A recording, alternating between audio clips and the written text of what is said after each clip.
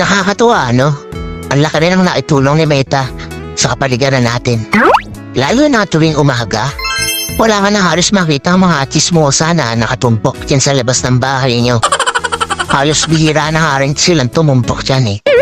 Paano kasi? Mas gugustuhin pa nila na mag-isip ng content para sa reels nila maghapon. Oo, ayaw na nila makipagchismisan o makitumpok dyan sa labas ng bahay niyo. Actually, yung atensyon nila imbis na makipagchismisan, napunta na lang talaga sa pagre-reels.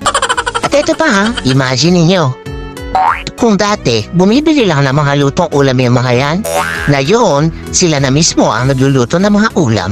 At, kahit pritong itlog, inire-reels pa. Ganon kahusay si Meta. At ito ang pinakamalupit. Kung yung dati yung asawa mo tinatalahan ka sa tuwing uuwi ka, ngayon, hindi mo na makausap.